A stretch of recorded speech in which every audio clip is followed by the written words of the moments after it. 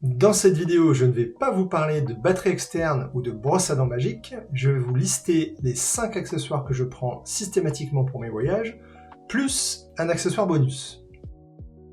Le premier accessoire indispensable pour mes voyages, c'est le casque audio.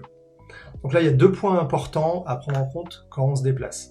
Le premier point, c'est la qualité audio, et notamment dans l'avion quand vous allez regarder un film. Toutes les compagnies aériennes vous donnent des casques audio, tout ce qu'il y a de plus basique. Or, vous profitez complètement différemment d'un film avec un casque de qualité. Le deuxième point qui est très important, c'est l'atténuation de bruit.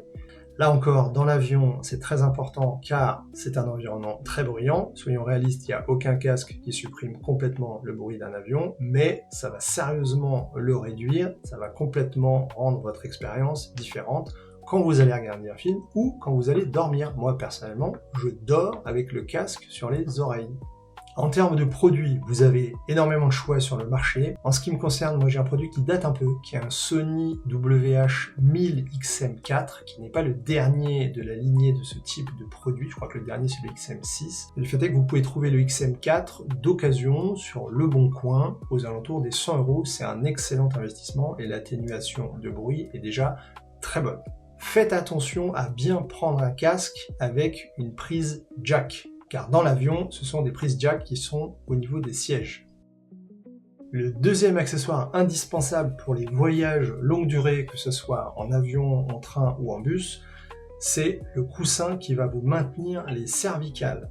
Donc le conseil, c'est n'hésitez pas à en prendre un assez volumineux de façon à ce qu'il maintienne bien votre tête. Et pour tout vous dire, moi j'ai même une deuxième version à mémoire de forme, qui est plus compact et qui donc va prendre beaucoup moins de place dans votre sac à dos ou dans votre valise quand vous allez vouloir le ranger. Le troisième accessoire indispensable pour mes voyages, c'est la liseuse électronique. Alors, je ne sais pas pour vous, mais moi j'ai une sainte horreur d'abîmer un livre physique. Résultat, je n'en transporte plus jamais. Je lis tous mes livres sur la liseuse, c'est ultra pratique, la batterie tient extrêmement longtemps, le produit est robuste, la mienne est tombée par terre je ne sais combien de fois, elle fonctionne très bien. Vous pouvez mettre énormément de livres dans une liseuse moderne. Quand je dis énormément, c'est plus d'une centaine.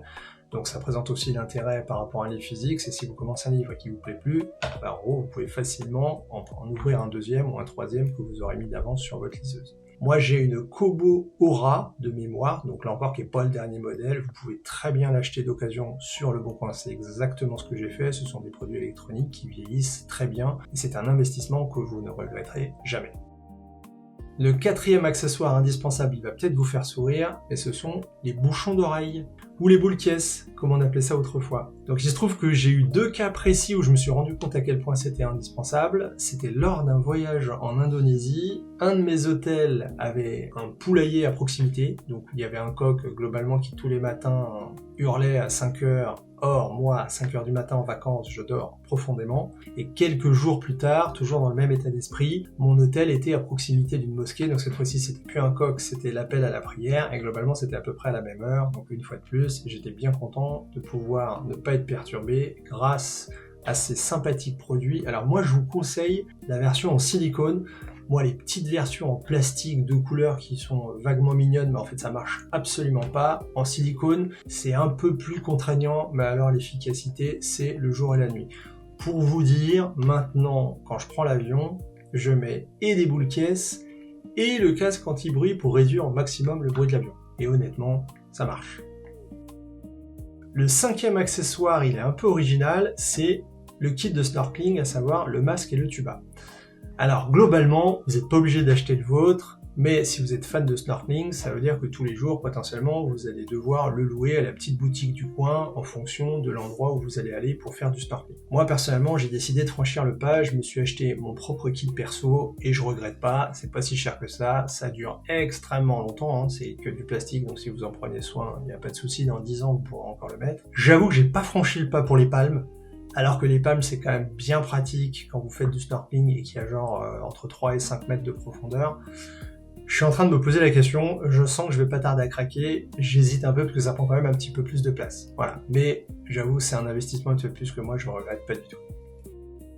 Alors pour finir, l'accessoire bonus, c'est le AirTag, que moi personnellement je laisse dans ma valise, ce qui fait que si un jour je la perds, ça devrait m'aider à la retrouver. Le produit est clairement bien fait. Alors il se trouve que moi je parle d'AirTag parce que je suis dans le monde Apple, mais voilà, vous pouvez faire sonner à distance le AirTag, ou alors ça vous indique sur une carte où est-ce que se trouve l'objet en question. Et donc si vous avez plusieurs AirTags, par exemple vous pouvez en laisser un dans un sac à dos, même chose, ça peut vous aider. Si ça peut vous tranquilliser, je pense que ça vaut le coup d'investir. De mémoire, c'est 30 € l'unité, je crois, à vérifier. J'espère que ce retour d'expérience vous aura permis d'apprendre quelque chose. Je vous montre une photo où je suis sur un speedboat, pas loin des moteurs, donc tout le monde subissait le bruit qui était quand même sérieusement assourdissant, et moi je suis tranquillement en train de lire avec le casque anti-bruit.